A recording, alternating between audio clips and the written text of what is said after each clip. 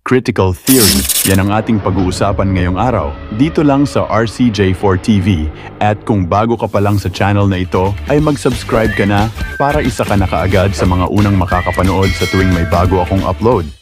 So hindi na natin ito patatagalin pa at umpisahan na natin. Okay, let's start! Magandang araw po sa inyong lahat mga kaibigan. This day we are talking about critical theory. So ano nga ba ang critical theory? Ang critical theory ay isang malalim na pagsusuri sa mga bagay-bagay sa society at mga culture tulad ng pagbabasa ng mga libro at paglikha ng mga idea na galing sa libro na iyong binasa.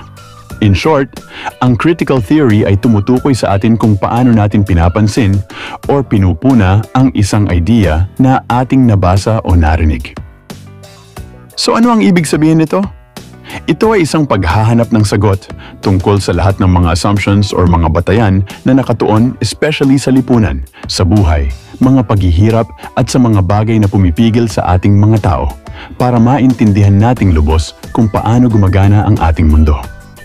E saan nga ba nakafocus ang critical theory? Ang critical theory ay nakafocus sa ating society and cultures. Katulad nga ng sinabi ko kanina, ang theory na ito ay isang malalim na pagsusuri sa mga bagay-bagay sa society at sa mga culture.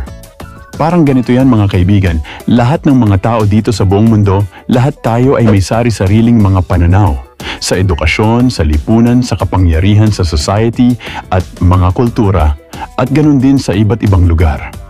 Halimbawa, sa isang kultura, pwedeng magkaroon ng milyon-milyong mga idea ang iba't ibang mga tao kung ang pagbabatayan nito ay ang mga tao sa ibang mga lipunan. In short, tinutukoy lang nito ay ang pagtingin at pag-unawa sa kapangyarihan at hindi pagkakapantay-pantay sa isang lipunan. Isa pa ulit na halimbawa, sa ibang lugar ay may isang kultura na pinapayagan ng may kapangyarihan dito ang pagkarne ng aso at pusa bilang pangunahing source ng pagkain. Ngayon tatanungin kita, noong nalaman mo na may ganitong kultura pala sa ibang lugar, ano ang magiging reaksyon mo? Siguro ikaw na din ang makakapagsabi niyan sa sarili mo.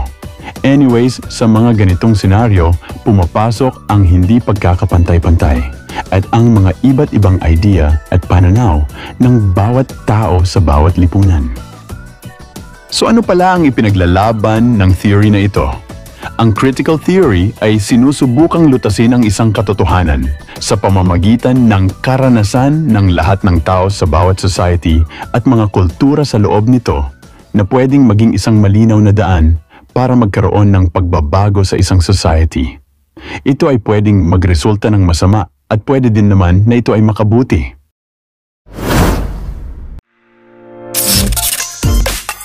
At siguro ay dito na po muna matatapos ang ating maikling usapan tungkol sa critical theory at maraming salamat po sa lahat ng mga nakapanood at mga nakinig.